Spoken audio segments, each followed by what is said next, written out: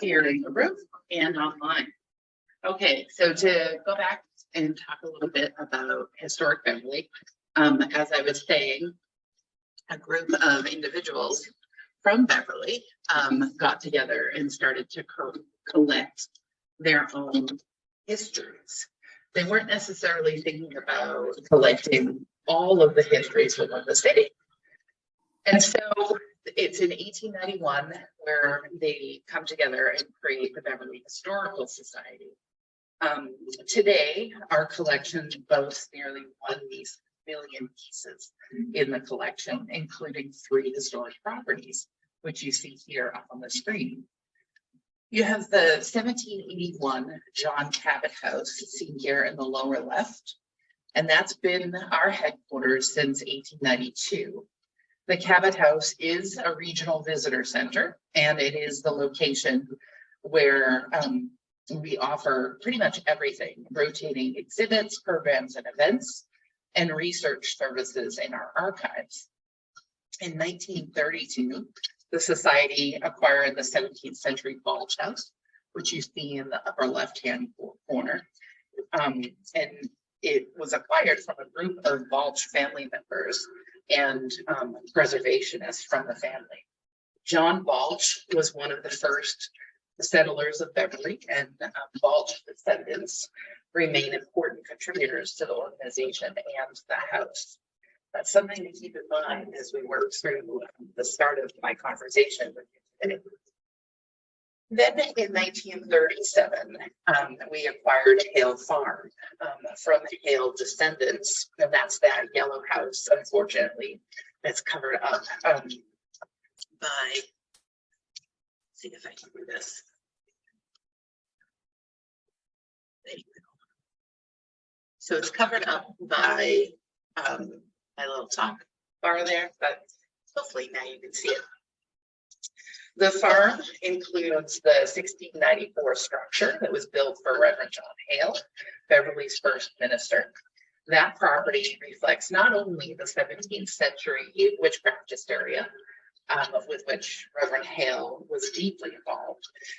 His long association with one family illustrates the evolution of the community. So until it was gifted to us, it stayed within the Hale family. It went from the Hales right into the Bancrofts. The Bancrofts being the sole female descendant of the Hales that ends up getting the house itself. In June of 2017, the Beverly Historical Society, much like what the WNBCF just did, underwent a rebranding of the organization. And part of that rebranding effort was not only changing our name from the Beverly Historical Society, but also reevaluating and updating the organizational mission and vision. And as you can see here on the side, one important part of our mission is making history accessible for all, so that we can improve the handicap accessibility and increase public access, not only to our collection and our houses, but also our programming and allowing anybody to actually engage with us. And that's really why we started to think about an online collection, which we launched in June of 2017. That you would go in and search for over 60,000 objects from our collection, as well as really beefing up our social media platform. We all know that accessibility in any property, whether it's new or old, is challenging, but having 3 historic properties dating to the 17th and 18th century really makes us not truly physically able to offer up accessible options, and it really does limit us to what we can do in order to accommodate visitors. We struggle with the facts like none of our properties have elevators.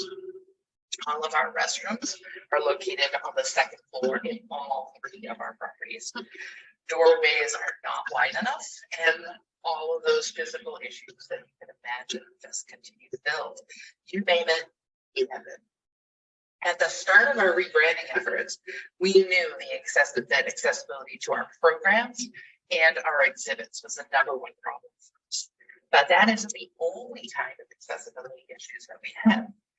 Historic Beverly is a bit different from any other of our surrounding membership constituencies because a significant portion of our membership comes from out of state. Remember I talked to you about the John Ball House? Thousands and thousands and thousands of Balch family members engage with us throughout the year. They specifically have set up their own endowment for that purpose.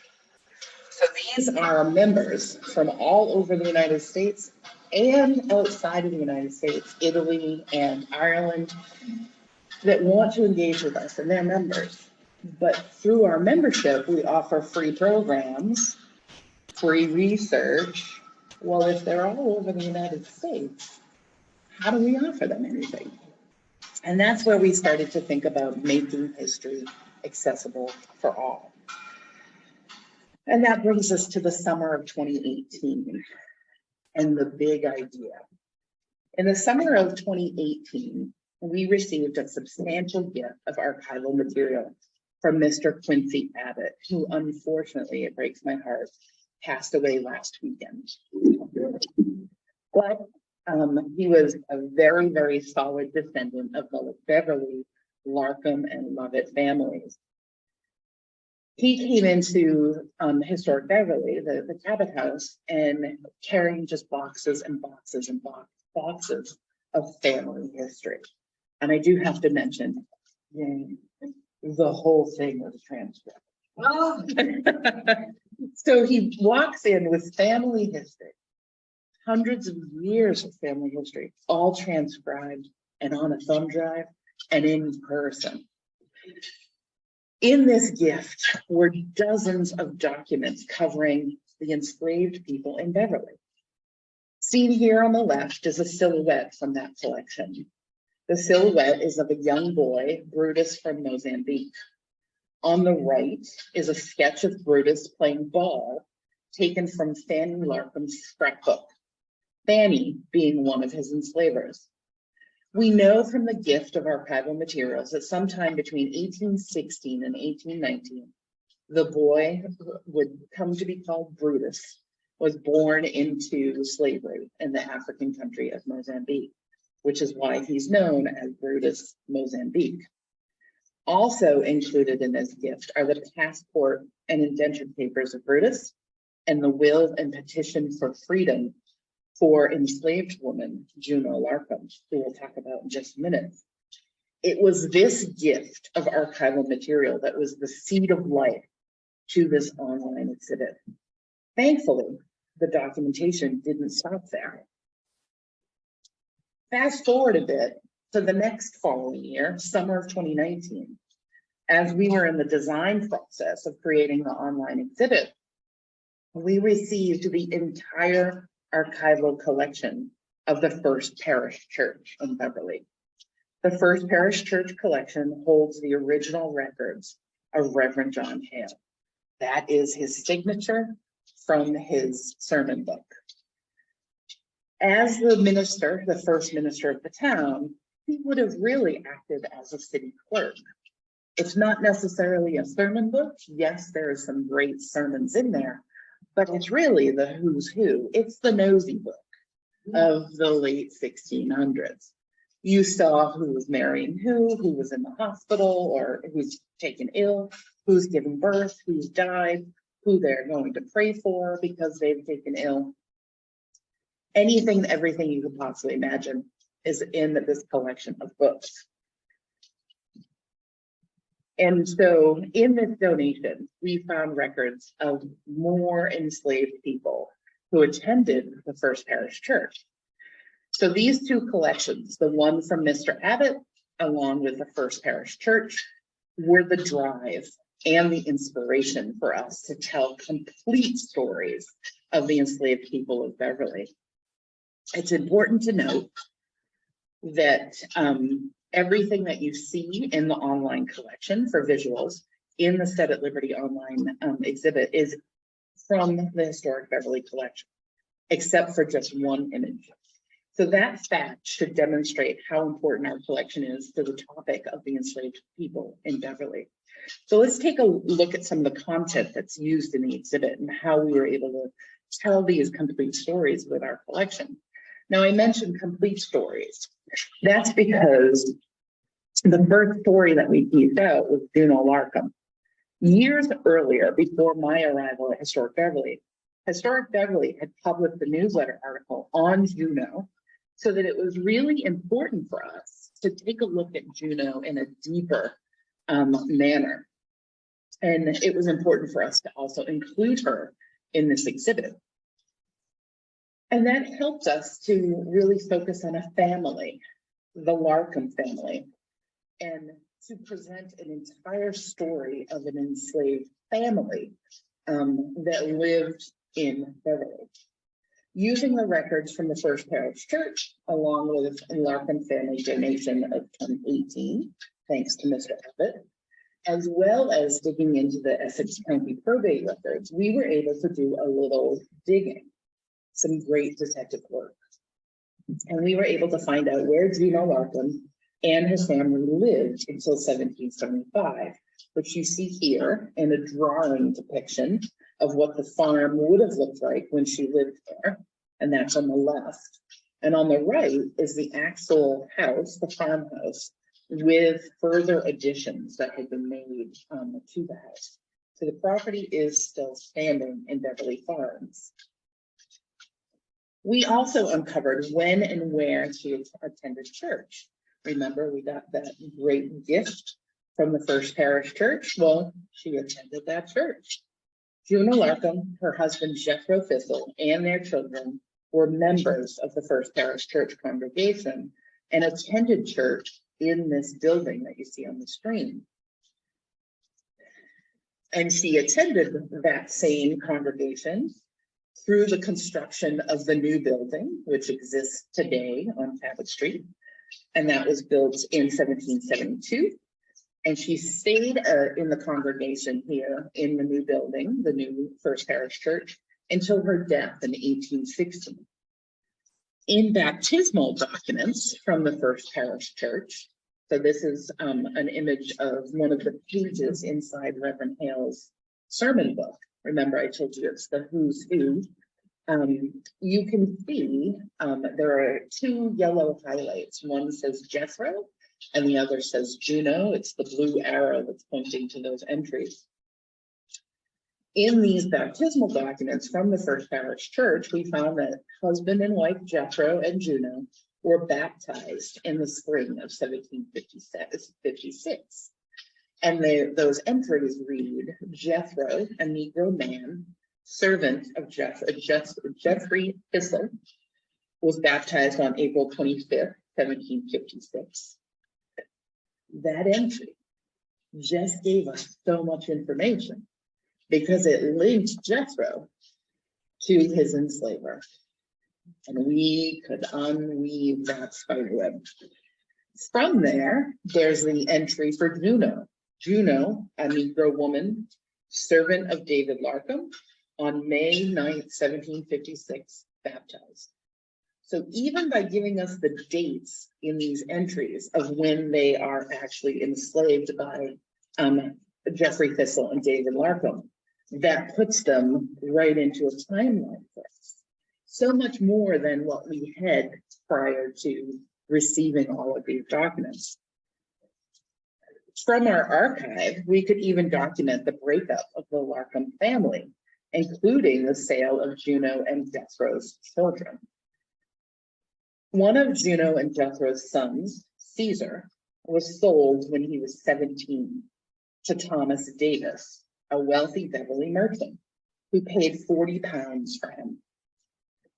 16 years later, David Larkham sold two more of their children. Reuben, aged 12, was sold to wealthy Beverly farmer James Thistle. Seems like the Thistles really are in this business. And Flora, about 14, was sold to a man from New York.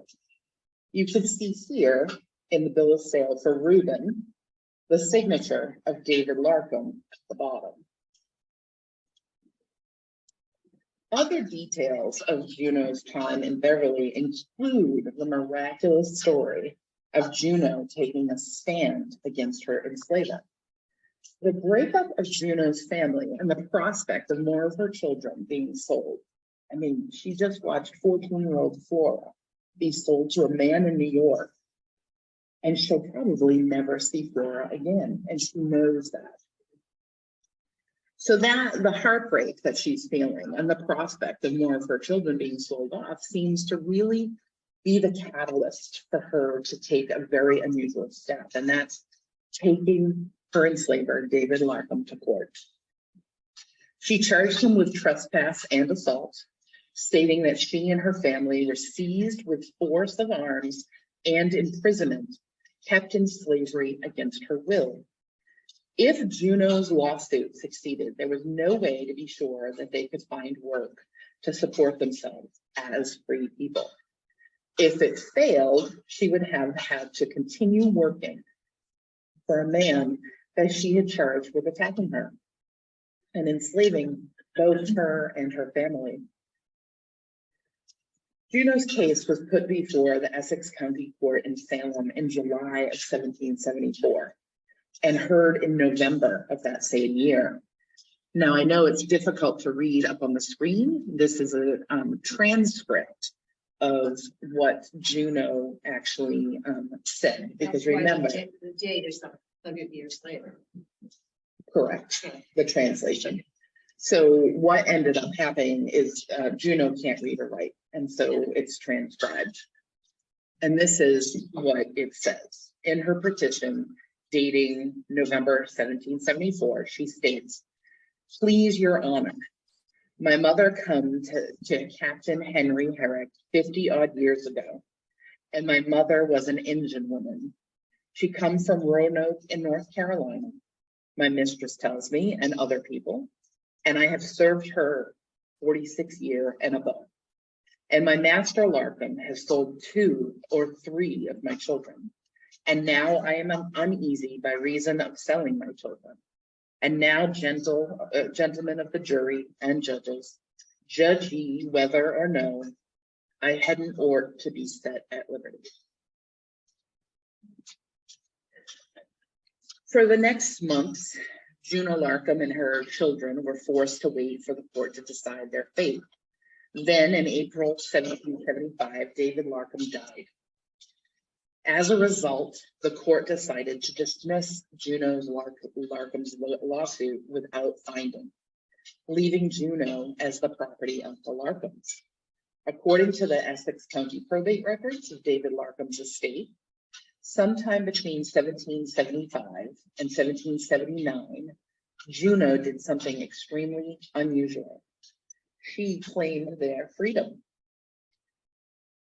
She declared herself and her children free from slavery. Mary Larkham, David Larkham's widow, went along with it, absorbing the loss of £100 to her wealth, the amount listed as their total value in the David Larkham estate documents. Juno and her family eventually moved to a small house not far from Larkham Farm. They earned a living by weaving and doing laundry and working in the fishing industry. Records show that all of Juno's children were her, with her husband, Jethro, used the Larkham name until they claimed their freedom. After that, some of the family used the surname Freeman. Juno herself used the name Juno Freeman in the 1790 census of the United States, but went back to using Larkham in her later years. Seen here is a receipt from 1779 to 1788, listing payment that Juno received from Israel Woodbury, which reveals how Juno earned a living after she declared herself and her family free. You can see that she did laundry, which entailed whitening or bleaching cloth, and she did textile work, which involved spinning, doubling, and twisting yarn, and then weaving the yarn into fabric. Moving away from the story of Juno Larkham, we can now look at the stories of 3 soldiers. By the time tensions erupted in 1775 at the Battle of Lexington and Concord, over 500,000 African Americans, mostly enslaved, were living in the American colonies. The political atmosphere at the time was charged with talk of freedom and the spirit of liberty. This led to high numbers of early enlistments, numbers which included many free Blacks. However, very early in the war, the Continental Congress, on General George Washington's advice, adopted a policy that barred Blacks, both free and enslaved, from enlisting. Free Blacks who had already enlisted would be allowed to finish their terms, but would not be allowed to re-enlist. This response by Washington was a reaction to both the fear that arming Blacks would lead to the rebellions, as well as the refusal of white soldiers to fight alongside those they considered inferior. This changed in November of 1775 when Lord Dunmore, the royal governor of Virginia, issued a proclamation which promised freedom to slaves who abandoned their rebel enslavers and joined the royal forces. Done for practical reasons rather than moral reasons, the British hoped this policy would not only bolster the size of their own army, but also cripple the Southern economy and renew the fear of slave uprisings. Coupled with declining enlistment, Dunmore's proclamation forced Washington's hand, and on December 20th, 1775, he wrote to Colonel Henry Lee. He says, as you see on the screen, "We must use the Negroes or run the risk of losing the war. Success will depend on which side can arm the Negroes faster." With the policy rescinded, free Black people were once again able to enlist. The enslaved were subject to the demands of their enslavers and were often given to the army in exchange for an enlistment bounty, or used as substitutes for masters and their sons who did not want to serve.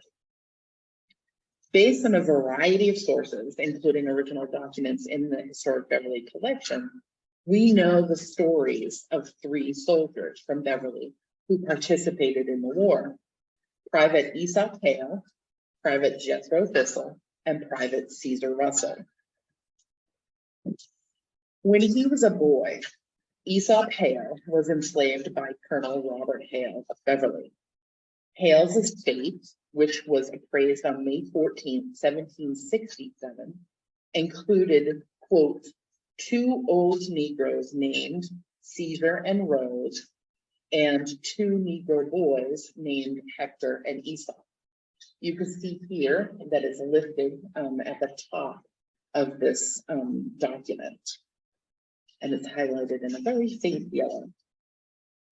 When Colonel Hale died, he willed Aesop to his son-in-law, Joseph Gilman of Beverly. There's no evidence that Aesop was ever given his freedom. In 1775, he married Dinah Larkham. Start to see the spider web again. This is why the Larkham family, the Black Larkham family, was so large. So he goes on to marry Dinah Larkham, and Dinah is the daughter of former enslaved Juno Larkham, who I had spoken about earlier, and her husband, Jethro. In February of 76, Aesop joined Colonel John Glover's 14th Regiment, serving in Captain Moses Brown's company of Beverly. Keep that name in your head, Captain Moses Brown. The town of Beverly, fearing attack from the enemy, petitioned General Washington to send soldiers. Because the port of Beverly served as the base for the fleet of privateers who were capturing British ships and providing vital supplies to the Americans, the general complied and sent Glover's 14th Regiment. In addition to keeping the British at bay, the men trained intensively to prepare for the battles ahead. On July 17, 1776, the regiment was called together to hear their commander read the Declaration of Independence at what is now Independence Park on Lothrop Street in Beverly. Aesop Hale, his fellow soldiers, and citizens of the town were among the first in Massachusetts to hear the formal statement by the 13 colonies, establishing their right to form their own government. Aesop finished his military service in August 1776, soon after Glover's 14th Regiment left Beverly to join General Washington in New York. He died before 1778. Private Hale appears on a list of the soldiers from the 14th Regiment, and you can see that on the right-hand side of this document on the screen, where he has signed his name. This document shows the paid wages and traveling expenses for their service during the Revolutionary War. And like I had said earlier, it was very rare that enslaved people would know how to read and write. And what you see on the screen is his own signature, Aesop Hale. Now we move on to Juno's husband, Jethro Thistle. Born in 1725, Jethro was sold 3 times in his life. When he was sold to the Thistle family of Beverly, he was 2. His name was changed at that time from Matthew to Jethro. Enslaved people were usually given first names that were taken either from the Bible or ancient Rome. At the advanced age, did I say this? At the advanced age of 52, Jethro joined the Continental Army in March of 1777 to fill the quota for his hometown. But instead of serving Beverly, he served the 15th Regiment out of Danvers. For months, he and his fellow soldiers, Minutemen from Massachusetts and New Hampshire, fought for military control of the Hudson River Valley in what came to be known as the Battles of Saratoga, eventually winning the conflict and turning the war in favor of the American patriots. During the brutally cold winter of 1777 to 78, the 15th Regiment camped at Valley Forge, where the government failed to supply the army with food, clothing, and shelter. An estimated 2,000 soldiers wintering there died from disease, hunger, and cold. Among them was Private Jethro Thistle. Records show that he died on February 28, 1778, leaving his wife Juno and their many sons and daughters. Men of all ages joined the army, and Caesar Russell of Andover was certainly one of the younger ones to do so. Just 16 when he enlisted in 1781, he stood only 5 feet 4 inches tall, according to his service records. At the time of his enlistment, men signed on for 3-year terms. To encourage him to join, towns offered money to fill their quota of recruitments. Enslaved men were sometimes offered their freedom in exchange for signing up. Caesar was listed as a servant of an officer named Captain William North. The word servant was often synonymous for slave, but he might also have been a freeman who did work as a servant for Captain North.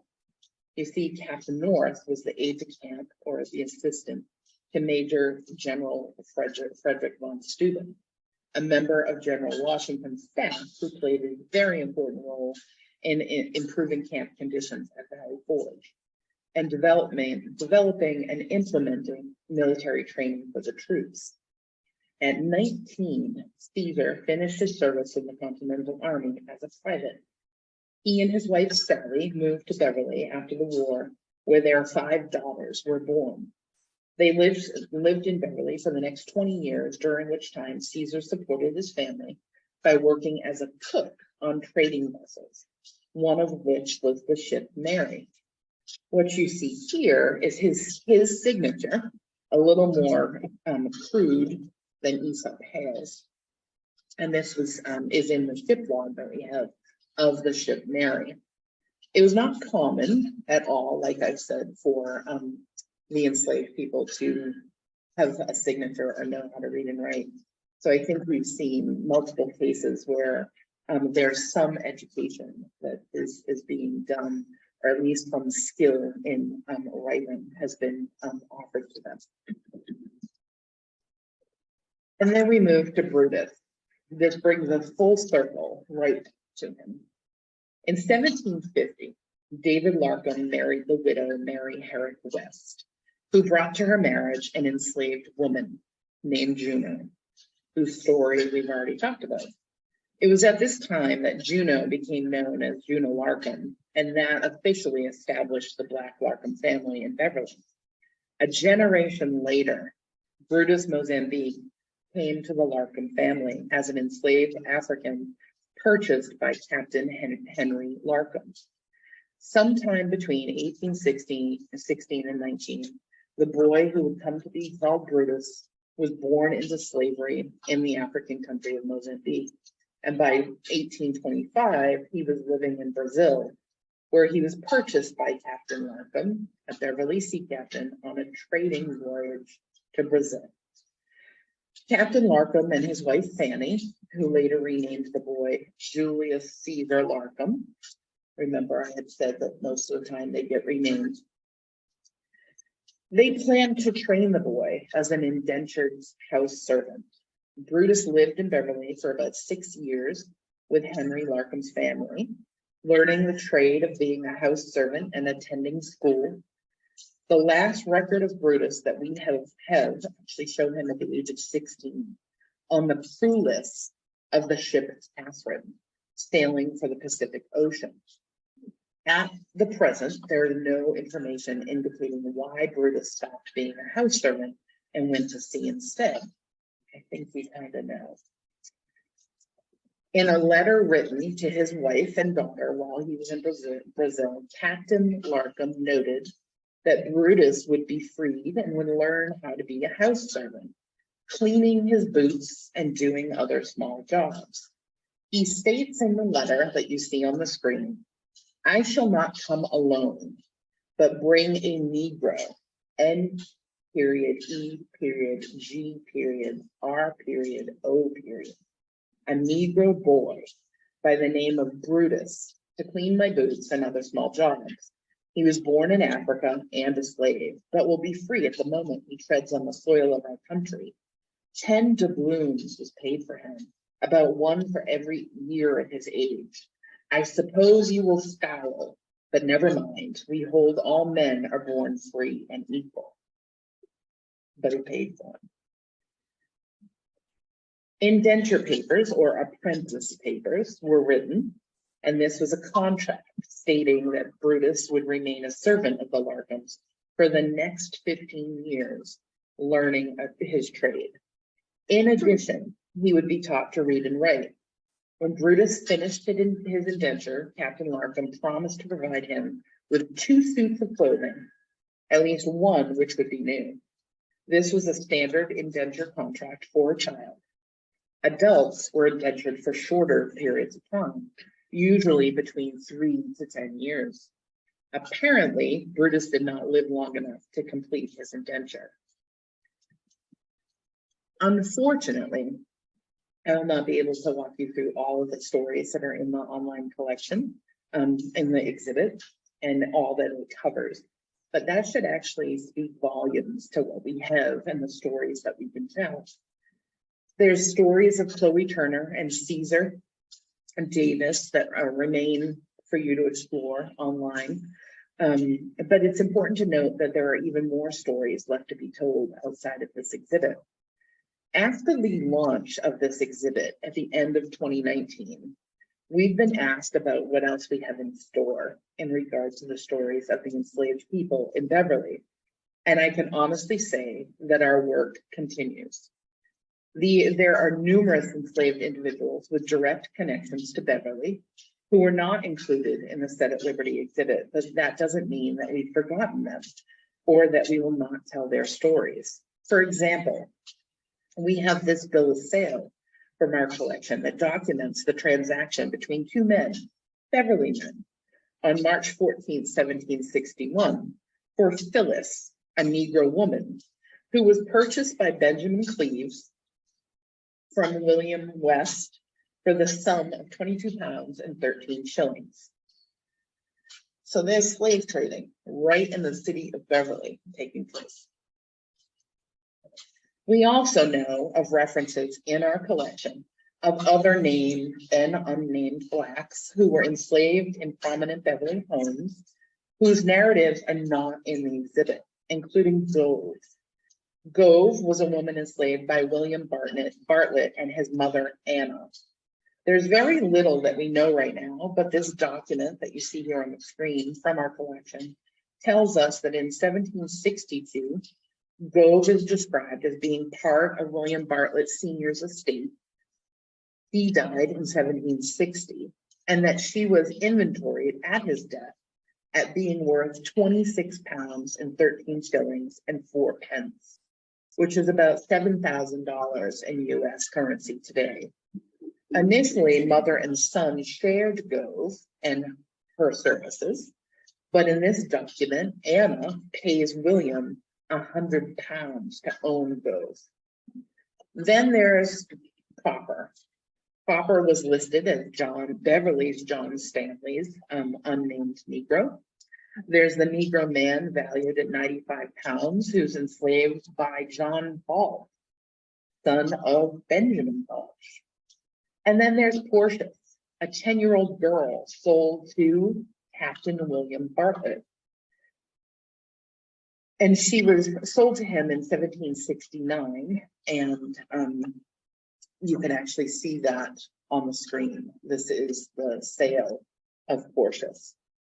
There's also Kate, who was enslaved to John Lovett in 1764, and Maria, who was enslaved by Benjamin Cleaves in 1768. Thanks to the gentle nudging of Harvard University, we have now turned our attention to the incredibly tangled spiderweb of connections between early Beverly ship owners and merchants and the slave trade, including names of ship owners and merchants such as Israel Thorndike, the Cabot brothers, and Moses Brown, whose family names are all very familiar in Beverly history. You might see them on buildings and street signs. And theaters. What's that? Theaters. In theaters, oh yeah. In May of last year, Harvard University published its 130-page report called Harvard and the Legacy of Slavery, which included a section on Israel Thorndike, whom you see here.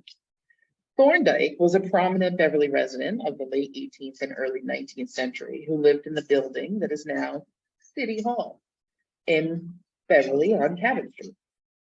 He was a delegate to the Massachusetts Constitutional Convention and was elected to the state legislature 13 times. He was also a slave trader and a benefactor of Harvard. The new report detailed those connections with our help. For their report, we provided Harvard with a lot of Thorndike materials, including a copy of a 1791 letter from our archive that was written by Thorndike and Moses Brown. Moses Brown was Thorndike's shipping business partner and also his brother-in-law. And they both obviously lived in Beverly. The letter ordered one of their ship captains to purchase 5 to 14, quote, good Negroes in Africa, then transport them to Cuba and sell them for the most that can be obtained. Our participation in the Harvard report eventually had us doing a full inventory of our maritime records last summer, in which we have found 357 documents in the collection that specifically referenced slaves, Negroes, and slave burning on more than 200 maritime vessels out of Beverly. Yeah. As you can imagine, Set at Liberty was just the tip of the iceberg for us. Don't be surprised to see us Set at Liberty 2 coming down the pipe, along with an online exhibit about the maritime slave trade and its connection to Beverly. We are now in a place where we're not just sharing these stories with the community, the immediate community. We are now sharing these stories of the enslaved people of Beverly with the world. Images and documents from the exhibit from our collection have been requested for many scholarly publications. I believe we're up to 38 now, as well as exhibits. including publications that are put out by Harvard University's Divinity School, Rutgers University, and the Smithsonian's National Museum of African American History and Culture. We are also honored to be asked to be able to send a copy of Brutus's silhouette around the world.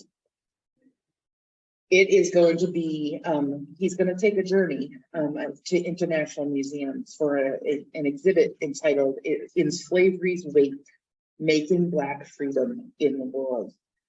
This exhibition will open in December of 2025 at the Smithsonian's National Museum of African American History and Culture, and then will subsequently travel to Rio in Brazil, Cape Town, South Africa, Dakar in Senegal, Tervuren in Belgium, and its last stop in December of 2029 is the International Slavery Museum in Liverpool, UK. This is proof that our initial gut instinct paid off. We knew that we wanted to share this history. We knew that we could do it for free and online, accessible to the world. These are more histories that we have to tell. These are histories that will no longer be silenced. I want to thank you all once again for having me. It's been quite an honor to be here with all of you online and in the room. And so now I turn it over to questions. I have an art question. Yeah, Do you know who created the silhouettes? we do not. But it could possibly have been Fanny herself, because Fanny was quite the artist. We have many of Fanny's scrapbooks that have an awful lot of her own art, Okay, but you don't know for sure. no idea. Yeah, and that was such a common form of reporting for the photograph, and they would do this.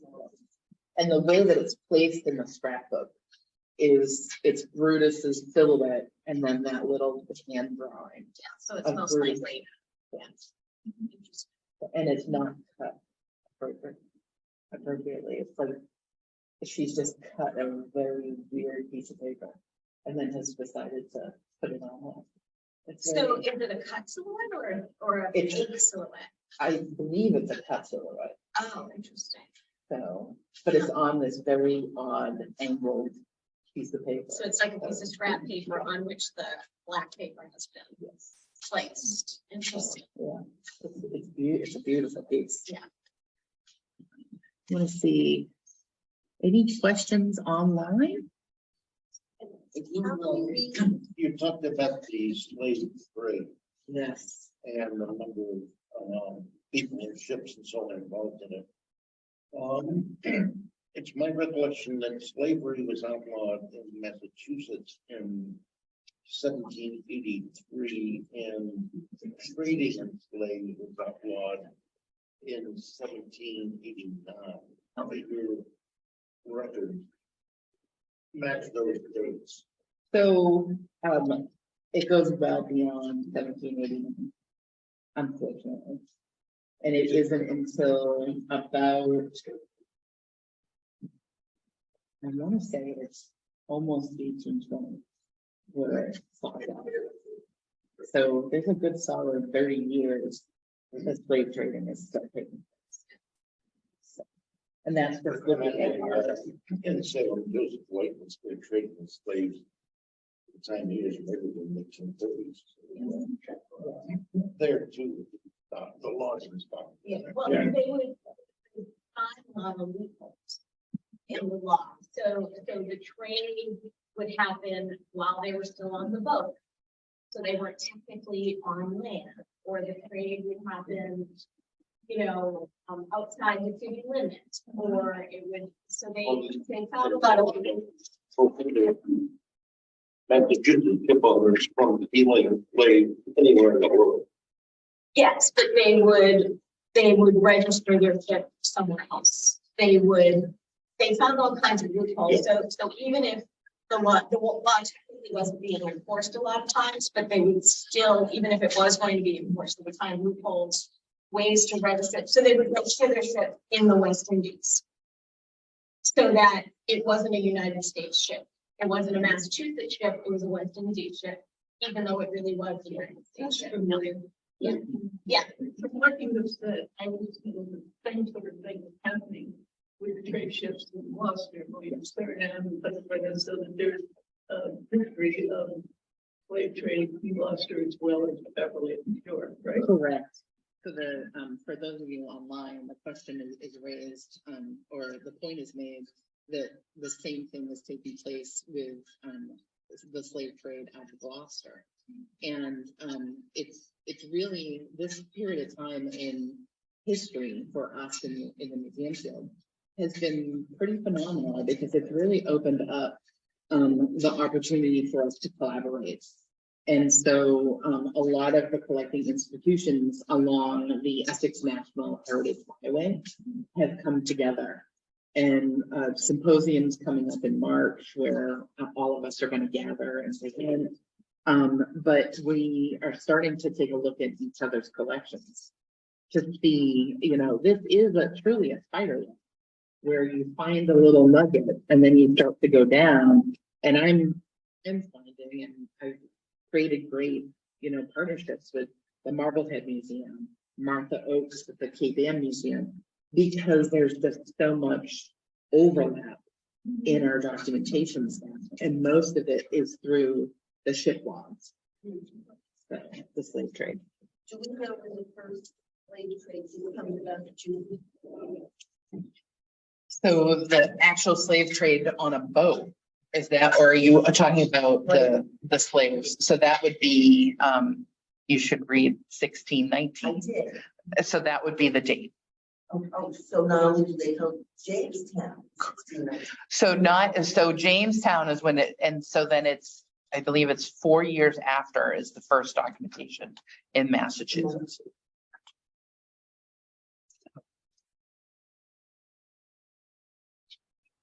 Don't see anyone raising their hand. Yeah. What is this website? Oh, yes. So you can go onto our website, historicbeverly.net.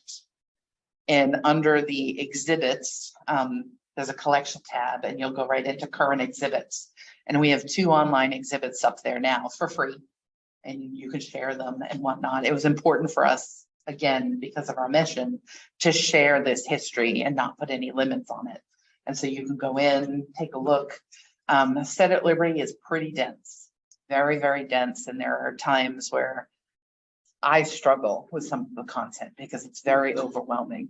But you can go in, read it bit by bit. You can skip sections if you want. You're able to do that, but you go right onto historicbeverly.net in our exhibits. Thank you. It's really good, really interesting. Thank you so much.